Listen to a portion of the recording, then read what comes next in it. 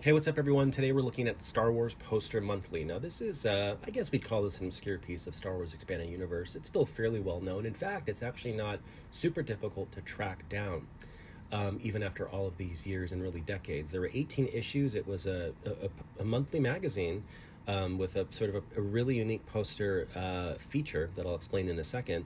It ran for 18 issues, began in late 77, ended in 1979. Like any magazine, it opens up, there's some features here, but the really unique thing with all 18 issues is that the entire magazine actually unfolds, and I took the liberty of unfolding issue 2 to give you a sense of what each issue looks like. A really iconic scene from a film or some other scene. A great shot here, a 2-foot by 3-foot poster really. On the other side is all of this, right? So on one entire side is every bit of content from the magazine, and then a poster. And that's true with all 18 issues. So this is issue 1, that's issue 2. You've got all the different issues here. Again, it goes all the way up to issue 18. One thing, though, that is slightly less well known about this is that one thing that makes this not only a worthy but necessary addition for anyone's complete Star Wars Expanded Universe story-based collection is that issue 16 uniquely contains something of a, I hesitate to call it story, it's more of a, how would Wikipedia describe it, vignette scene between Luke and Obi-Wan in the cantina, where they're discussing all of these very unique alien species, some of whom we've never heard of, some of whom we don't hear of again, but a couple that are introduced here find their ways and references in other bits of the EU down the road. They talk about all the very unique ways in which these very unique alien species go about communicating.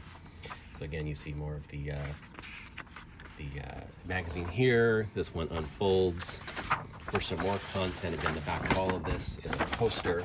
But this right here, Cantina Communications, is that scene. Is that vignette. And you can read about this online. For years, this was actually available on StarWars.com. They reprinted this as part of the hyperspace section, but of course that got taken down with so much other amazing EU content. You can read about this on a variety of websites. Wikipedia also has an article about this that explains some of the alien species, and there's very interesting species in here, and again, some of whom find their way in references and drips and drabs in other bits of the expanded universe. But make no mistake, issue 16 is a part of the expanded universe storytelling. It provides insights into what Luke and Obi-Wan were doing in that cantina, right, beyond what we just saw in the film and novelizations, and also introduces some additional alien species to the mix. But a really fun, nostalgic magazine in general. I mean, and what's nice too is on the back often, I mean, there's also art too occasionally, though, and I'm trying to think, is it this issue? I mean, there were advertisements here for different things. I mean, I think there were advertisements for the fan club at the time. I think it's, yes, here's an example. This is issue 17, I believe. It's a neat snapshot of some of the merch, so you've got some issues here, some back issues of the magazine, explaining more about this. Become a charter subscriber. It's kind of sad. I mean, people subscribing late in the game, they only had one more issue to go. The making of Star Wars, some of those calendars, which are often still available. These are really neat. Some of these illustrated Marvel Comics guys. Marvel Comics back in this era, and I've highlighted this on some of my earliest videos, would produce mass market paperback size comic books. Basically, they would take what you'd find in the comics and they put it in that form. It was something they did across their comic run, including with the Star Wars license.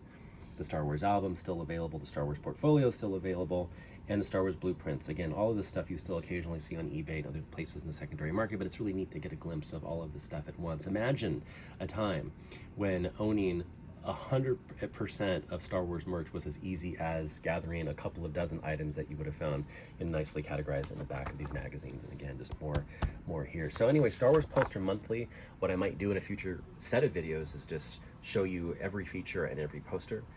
But again, this stuff is widely available online. I just wanted to make sure to point out here that in case you're unfamiliar with what this is all about, that if there's one issue in particular, if you're an EU fan, to track down is issue 16. Again, not super hard to find, I don't believe anymore, but it's worth the hunt, and definitely makes an interesting coffee table conversation starter among you and your EU fans. It's like, hey, you've got the books, you've got the RPGs, you've got the comics, you've got the card games, you've got whatever else you think you need. Do you have issue 16 of that really interesting late 70s poster magazine that unfolded into a 2 foot by 3 foot spread, right? So anyway, many more obscure Star Wars EU videos to come. See you next time.